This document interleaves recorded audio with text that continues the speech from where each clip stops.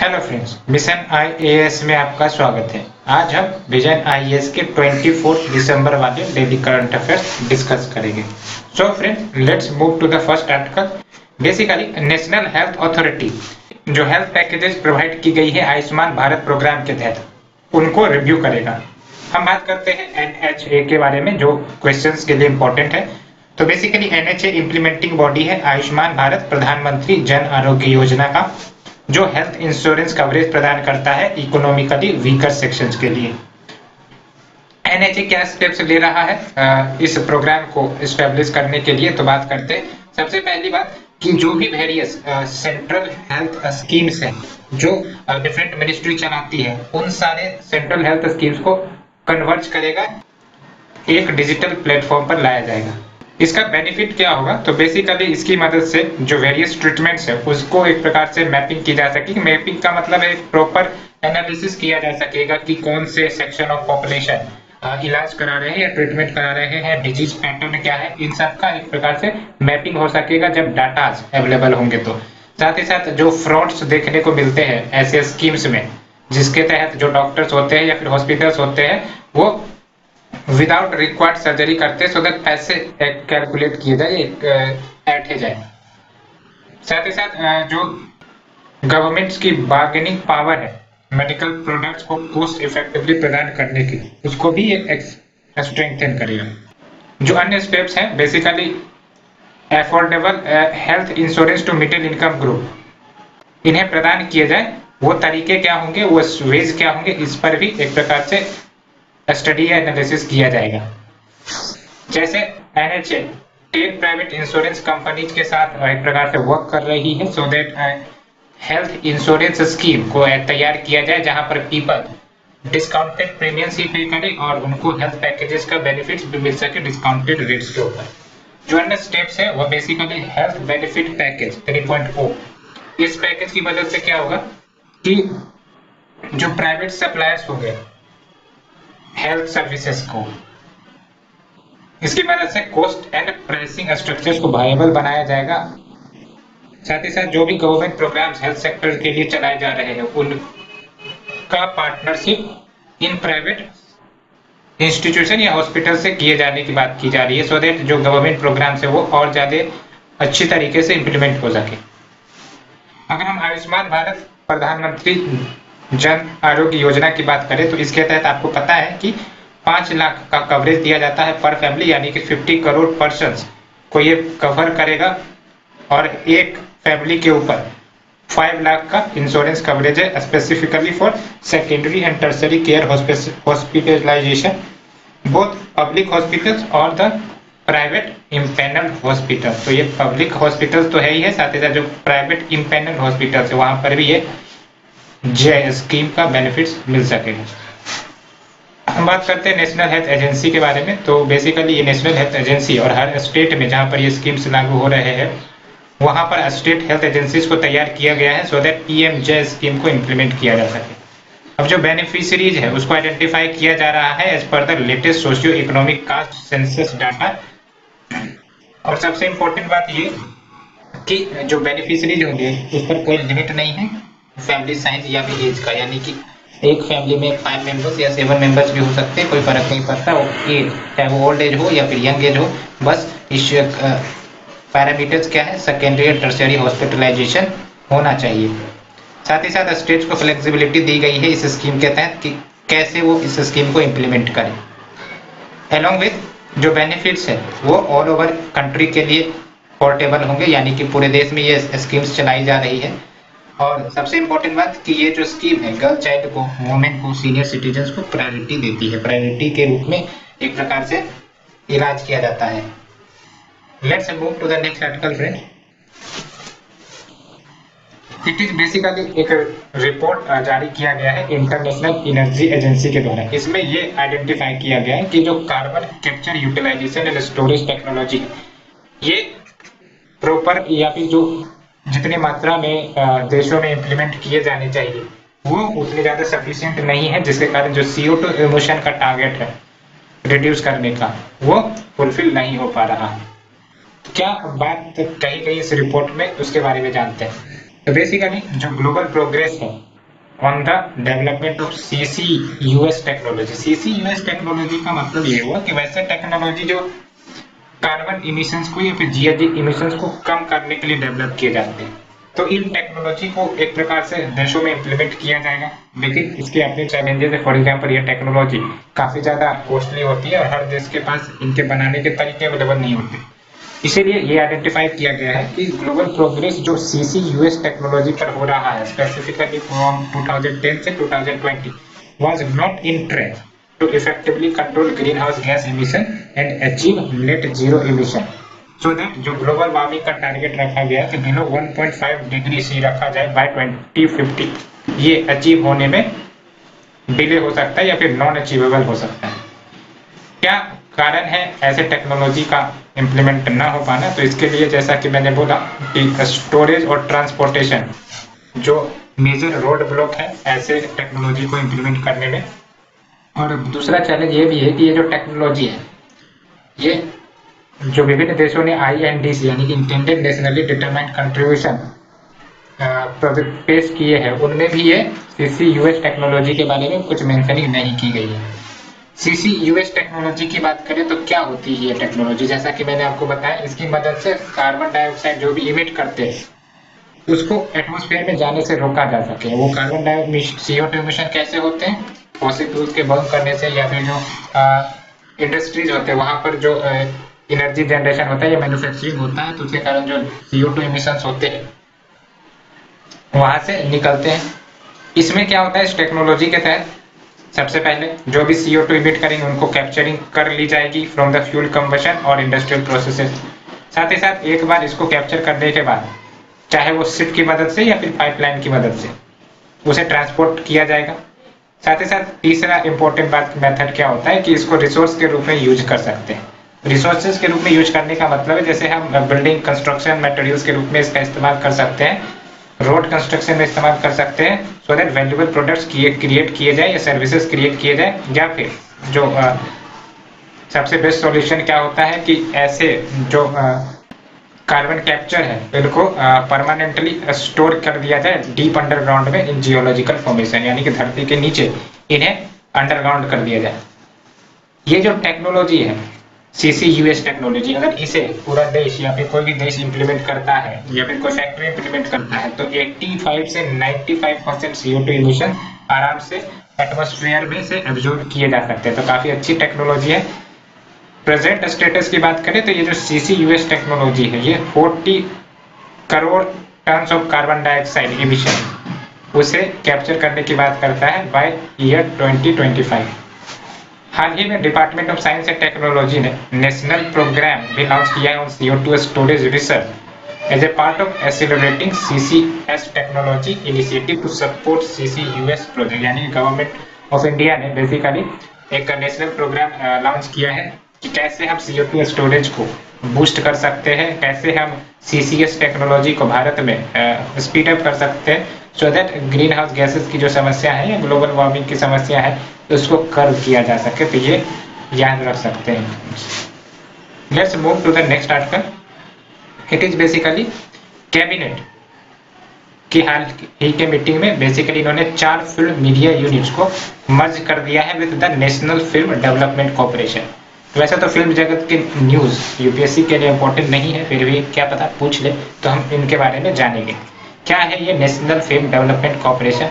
Basically it is central public sector undertaking, यानी कि CPSU company ही है जिसे 1975 में इनकॉर्पोरेट किया गया था। Primary objective planning, promoting and organised efficient and integrated development Indian film industry, यानी कि इंडियन फिल्म इंडस्ट्री का ऑर्गेनाइज्ड, एफिशिएंट और इंटीग्रेटेड डेवलपमेंट हो, इसीलिए ये NFDC को इनकॉर्पोरेट किया गया था। जो मर्ज की गई यूनिट्स है उसके बारे में जान लेते हैं। तो सबसे पहला जो यूनिट है जिसे मर्ज किया गया है इसमें फिल्म डिवीजन। फिल्म डिवीजन 1948 में स्टैब्लिश किया गया था, primarily to produce documentaries and news magazine, publicity for government programmes के लिए, यानी कि गवर्नमेंट प्रोग्राम्स की पब्लिसिटी की जाए। साथ ही साथ जो सिनेमैटिक रिकॉर्ड है इंडियन हिस्ट्री का उसे भी स्टोर किया जाए। आप फिल्म डिवीजन को YouTube पर भी सर्च कर सकते हैं, वो वेरियस डॉक्यूमेंट्रीज पर्सनैलिटीज के ऊपर दिखाती है, चाहे लाइक B.R. अम्बेडकर के ऊपर डॉक्यूमेंट्री है, महात्मा गांधी जी के ऊपर डॉक्यूमेंट्री है, तो ये डॉक्यूमेंट्रीज बनाने का काम करती है film division. The next unit is children's film society. इसे 1955 में फाउंड किया गया था, जिसका स्पेसिफिक ऑब्जेक्टिव यह था कि जो चिल्ड्रन है या यंग पीपल है उनको वैल्यू बेस्ड यानी कि वैल्यू बेस्ड इंटरटेनमेंट प्रदान की जाए through the medium of film. The next is national film archives of India. नाम से ही पता चल रहा है फिल्म आर्काइव्स ऑफ इंडिया। इसे 1964 में स्टैब्लिश किया गया था।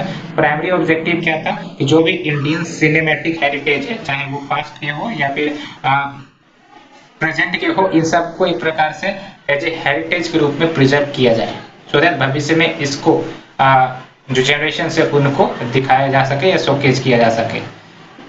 Along with directorate of film festivals, इसे 1973 में सेटअप किया गया था to promote Indian films and cultural exchange. तो इंडियन फिल्म्स को इंडिया में, पूरे राष्ट्र में, पूरे राज्य में एज वेल एज अन्य देशों में प्रमोट किया जाए, इसके लिए डायरेक्टोरेट ऑफ फिल्म फेस्टिवल्स लाए गए थे। क्या बेनिफिट होगा मर्जर का? तो इसकी मदद से बैलेंस्ड और फोकस्ड डेवलपमेंट हो सकेगा इंडियन सिनेमा का in all it's genres features films. फिर चाहे वो कंटेंट फॉर OTT प्लेटफॉर्म हो या चिल्ड्रंस कंटेंट हो या फिर एनिमेशन हो, शॉर्ट फिल्म्स हो या फिर डॉक्यूमेंट्स हो, इन सब क्षेत्र में बैलेंस्ड और फोकस्ड डेवलपमेंट हो सकेगा इंडियन सिनेमा का। Better and efficient utilisation of existing infrastructure and manpower. और क्या बेनिफिट होगा अगर मर्जर हो जाता है? तो जो भी इंफ्रास्ट्रक्चर और मैन पावर है उसका सही डायरेक्शन में इस्तेमाल हो सकेगा, इफिशिएंटली इस्तेमाल हो सकेगा, तो इनके जो लॉसेस है उनको भी मिनिमाइज किए जा सकते हैं। साथ ही साथ बेटर क्वालिटी सिनेमैटिक फिल्म्स या मूवीज या डॉक्यूमेंट्रीज भी प्रदान किए जा सकते हैं। Along with reduction in duplication of activities and direct saving to the exchequer, यानी कि पब्लिक रेवेन्यू उस पर ज्यादा लोड नहीं पड़ेगा, गवर्नमेंट के जो रेवेन्यूज है, पैसे हैं, वो बच सकेंगे। Let's move to the next article. It is basically government ने न्यू रूल्स नोटिफाई किए हैं so that GST credit fraud या फेक इनवॉइसेस कर्व किए जा सके। आपको पता है फ्रेंड्स कि किस प्रकार से GST आने के बाद फेक इनवॉइसेस की मदद से different fraudulent companies input tax credit लेती है और सरकार को बेवकूफ बनाती है। तो ऐसी स्थिति से निपटने के लिए इस प्रकार के न्यू रूल्स लाए जा रहे हैं। GST रिजीम जब से आया है तब से एक इम्पोर्टेंट इश्यू जो फेस कर रहा है वह बोगस फिल्म, फेक इनवॉइसेस और fraudulent input tax credit claim. हम बात करेंगे इनपुट टैक्स क्रेडिट के बारे में। तो सबसे पहली बात तो ये कि इनपुट टैक्स क्रेडिट का मतलब ये हुआ कि कोई भी प्रोडक्ट्स लेट्स से मैन्युफैक्चरर बनाता है तो उस आउटपुट पर उसे टैक्स देने पड़ते हैं। लेकिन आप जरा सोचिए, वो जो रॉ मटेरियल जहां से खरीदा है उस पर तो उन्होंने ऑलरेडी टैक्स दे चुके हैं। तो इसका मतलब क्या हुआ कि वो रॉ मटेरियल्स पर भी टैक्स दे रहे हैं, साथ ही साथ जो आउटपुट प्रोडक्ट्स वो बनाए हैं उस पर भी टैक्स दे रहे हैं। तो ये डबल टैक्सेशन का सिस्टम आ गया ना। तो डबल टैक्सेशन की समस्या को खत्म करने के लिए ही GST कंसेप्ट लाया गया था, एज ए सो दैट जो ऑलरेडी टैक्स पे कर चुके हैं रॉ मटेरियल्स के रूप में, वो फाइनल प्रोडक्ट्स पर एक्स्ट्रा फिर से टैक्स ना लगे। इसके लिए ही ये इनपुट टैक्स क्रेडिट लाया था। इसके तहत क्या होगा कि एक बार प्रोडक्ट्स आउटपुट हो जाएंगे यानी कि बनकर तैयार हो जाएंगे, तो जो भी रॉ मटेरियल्स के ऊपर या फिर जो भी पहले से टैक्स कंपनीज ने या मैन्युफैक्चरर ने पे की है उसे इनपुट टैक्स क्रेडिट के रूप में वापस दे दिए जाएंगे। और इससे बेनिफिट क्या होगा कि जो कंज्यूमर्स है उनको जो प्रोडक्ट के कॉस्ट है वो कम पड़ेंगे। तो बेनिफिट तो है इनपुट टैक्स क्रेडिट का। तो ये हमने बात की इनपुट टैक्स क्रेडिट की। तो बेसिकली क्या इश्यू आ रहा है कि जो फ्रॉडस्टर है यानी कि जो फ्रॉड करने वाले कंपनी है या फिर लोग हैं वो इनपुट टैक्स क्रेडिट अपने पास एक्वायर कर लेते हैं बाय यूजिंग या जनरेटिंग फेक GST इनवॉइसेस, जिसके कारण सरकार को एक प्रकार से लॉस होता है। सरकार का जो फंड है या एक्सचेकर है यानी खजाना है, उनसे सरकार को पे करना पड़ता है इनपुट टैक्स क्रेडिट। तो डेफिनेटली लॉस है गवर्नमेंट के लिए। इनपुट टैक्स क्रेडिट की बात मैंने कर ही ली। ये जो फेक इनवॉइसेस है ये फ्रॉड्स करने में इस्तेमाल होते हैं। ये इनकम टैक्स में भी इन्वेजन किए जाते हैं फेक इनवॉइसेस की मदद से। साथ ही साथ एक कंपनी से दूसरी कंपनी में फंड के डाइवर्जन के लिए भी फेक इनवॉइसेस इस्तेमाल करते हैं सो दैट टैक्स इवेजन किया जा सके और कंपनी एक प्रकार से फेक बेनिफिट्स भी हासिल कर सके गवर्नमेंट के स्कीम से। along with manipulating books to obtain loans from the bank, यानी कि अकाउंटिंग बुक्स को भी मैनिपुलेट करते हैं सो दैट आसानी से बैंकों से लोन मिल सके। और एक प्रकार अगर इन कंपनीज को लोन मिल जाते हैं ऐसे फ्रॉड तरीके से, तो चांसेस बैंक के लोन पे एनपीए होने के ज़्यादा बढ़ जाते हैं। तो क्यों ये फ्रॉड्स बढ़ता जा रहा है, उसके अगर रीजन की बात करें तो lack of due diligence during GST registration, यानी कि जो भी कंपनी या इंडिविजुअल का जीएसटी रजिस्ट्रेशन किया जाता है तो जो प्रॉपर सावधानी या फिर मॉनिटरिंग या फिर रिव्यू की जानी चाहिए इनके एप्लीकेशन की, वो नहीं हो पाती है, जिसके कारण ऐसे कंपनीज भी रजिस्टर हो जाते हैं जो एक्चुअली में एग्जिस्ट ही नहीं करते, फेक होते हैं या फिर एलिजिबिलिटी के लायक नहीं होते। साथ ही साथ टेक्नोलॉजी की कमी है या फिर फेल्यूर ऑफ टेक्नोलॉजी, जिसके कारण इवेजन नहीं रुक पा रहा है।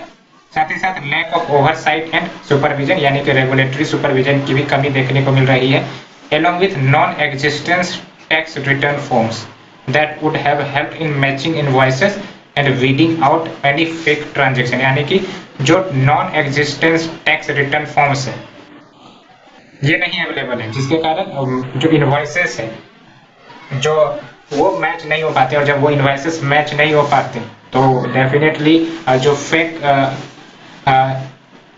स्लिप या फिर इनवॉइसेस जनरेट करने के जो चांसेस है वो काफी ज्यादा हो जाते हैं और इन्हें पकड़ा भी आसानी से नहीं जा पाता।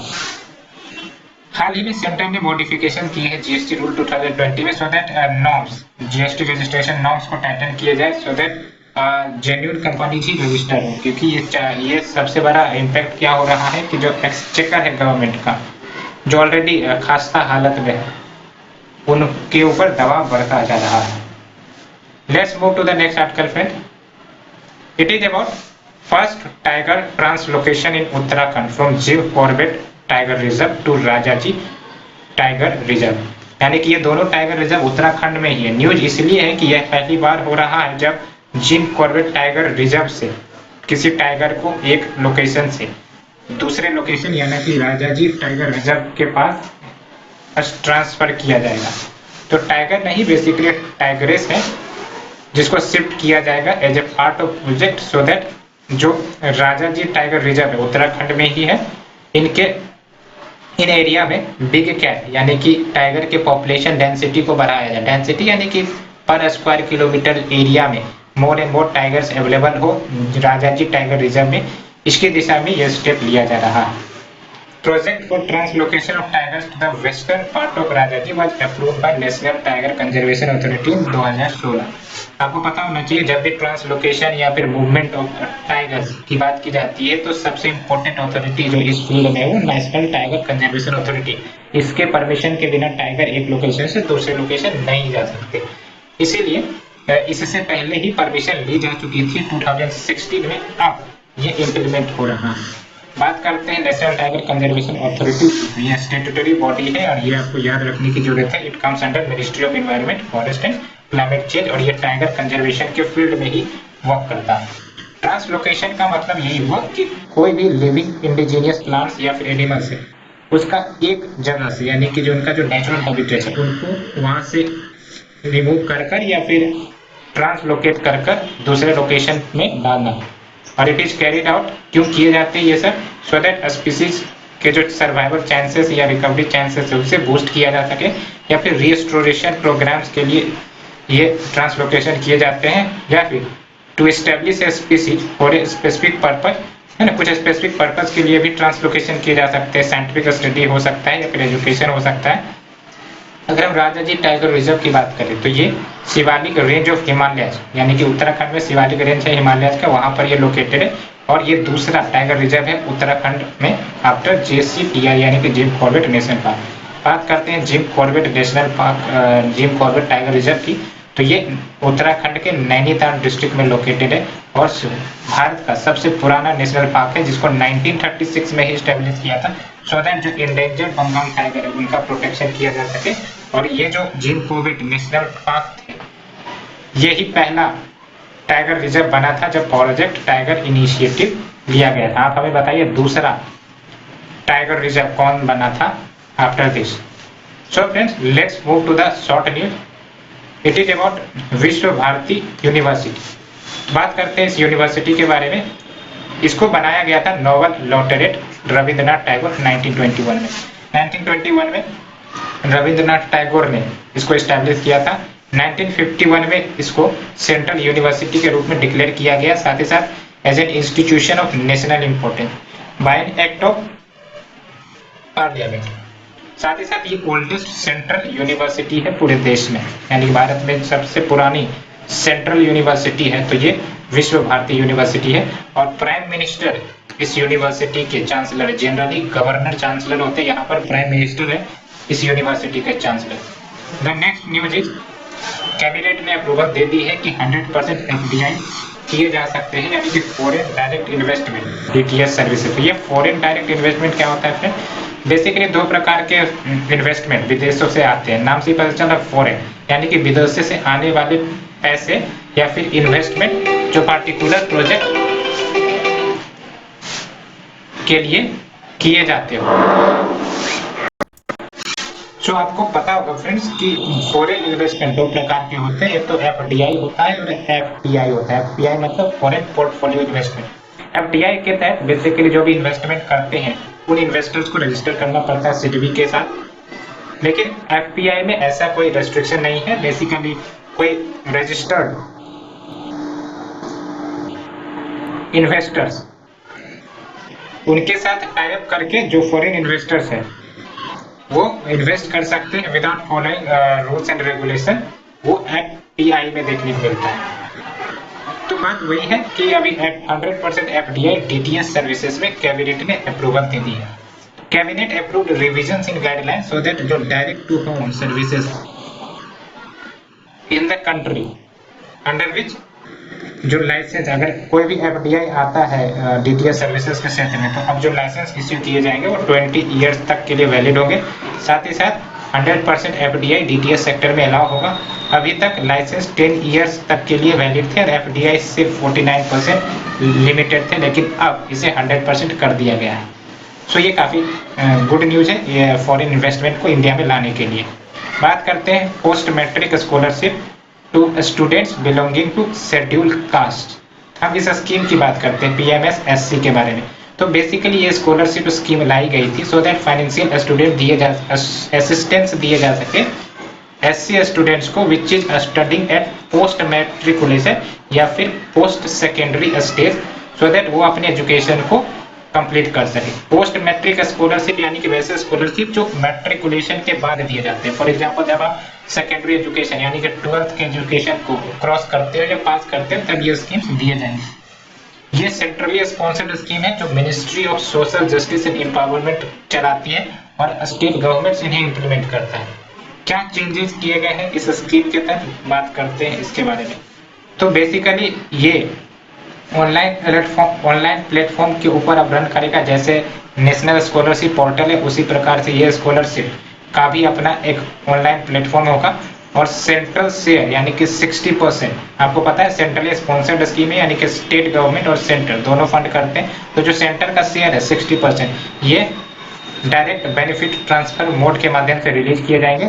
साथ ही साथ सेंट्रल असिस्टेंट को 5 टाइम्स बढ़ाया जाएगा एनुअली ड्यूरिंग 2020 to 2025 to 26, यानी कि अभी जो भी सेंट्रल असिस्टेंट देता है इस स्कीम के तहत उसको 5 टाइम्स बढ़ाया जाएगा। Let's move to the next, it is about MRSAM missile यानी कि medium range surface to air missile. तो अगर हम इस मिसाइल की बात करें तो ये DRDO ने डेवलप किया है, जो कि एक डिफेंस रिसर्च संस्था है, defence research and development organisation, in collaboration with Israel aerospace industry for army is tested successfully. तो बेसिकली जो MRSAM है उसको सक्सेसफुली टेस्ट कर लिया गया है। इसे develop basically DRDO in collaboration with Israel aerospace Industry, इन दोनों ने मिलकर किया है।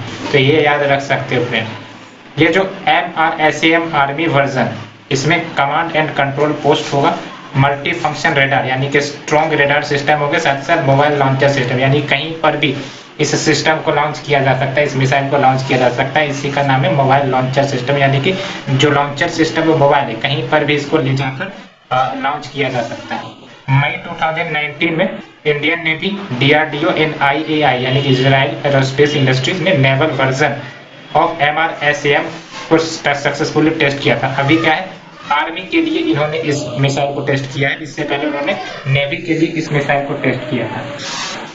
Let's move to the next article, it is about Pokhran firefly bird diverter. क्या है ये बेसिकली? तो ये ministry of environment, forest and climate change का ही एक इनिशिएटिव है along with wild life conservation society. इन दोनों का इनिशिएटिव है जिसका ऑब्जेक्टिव क्या है? ग्रेट इंडियन बस्टर्ड को ओवरहेड जो पावर लाइन्स गुजरती है, यानी कि जो पावर ट्रांसमिशन लाइन्स गुजरती है, उनके जो करंट से बचाया जा सके। आपको पता है पावर लाइन्स बर्ड्स के लिए खतरा है, जब भी वो मूव करती है एक लोकेशन से दूसरे लोकेशन, तो ये हो सकते हैं उनके लिए करंट के कारण उनकी डेड हो जाए, तो ऐसी स्थिति ना हो पाए, इसीलिए ये प्रोजेक्ट को लॉन्च किया गया है और specifically for the great Indian bustard. Firefly birds diverters are flaps installed on power lines. तो ये पावर लाइन्स के ऊपर ही इंस्टॉल किए जाएंगे और ये क्या करेगा कि जो बर्ड है, ये जो फ्लाई कर रहे हैं, उन्हें एक प्रकार से डाइवर्ट किया जाए इन सराउंडिंग ट्रांसमिशन लाइन से, सो दैट वो इनके चंगुल में ना आए। बात करते हैं ग्रेट इंडियन बस्टर्ड की, तो great Indian bustard critically endangered species है, याद रखिएगा। अभी फिलहाल इसकी पॉपुलेशन 150 से भी कम है। Power lines specially high voltage transmission line, और आपको पता है कि मल्टीपल ओवरहेड वायर्स होते हैं और काफी ज्यादा थ्रेट है ये ग्रेट इंडियन बस्टर्ड के लिए इन द थार रीजन, क्योंकि इसमें सटने के बाद करंट लगने के बाद इनकी मृत्यु ही हो जाती है। Let's move to the next article, it is about jallikattu. ये काफी ज्यादा सुर्खियों में भी रहता है ये न्यूज, तो इसके बारे में बात करते हैं। तो बेसिकली ये ट्रेडिशनल बुल चेजिंग स्पोर्ट है, तमिलनाडु में परफॉर्म किए जाते हैं और खासकर ये तब सेलिब्रेट किए जाते हैं, ये ऑर्गेनाइज किए जाते हैं जब पोंगल फेस्टिवल सेलिब्रेट किया जाता है। और ये जो जल्लीकट्टू का रेफरेंस है, ये संगम लिटरेचर में भी मेंशन है। साथ ही साथ ये रेफरेंस टू बुल टेमिंग, ये जो डिस्कवर हुआ है सील मोहनजोदारो में, उसमें भी इसका एक प्रकार से मेंशनिंग देखने को मिलता है, which is dated between 2500 BC से 1800 बीसी। अगर हम जल्लीकट्टू टर्म की बात करें तो ये तमिल टर्म से आता है सलीकशु, जिसका मतलब क्वाइंस होता है। Kattu means package tied to the horns of the bull as a prize money. तो ये बातें हैं।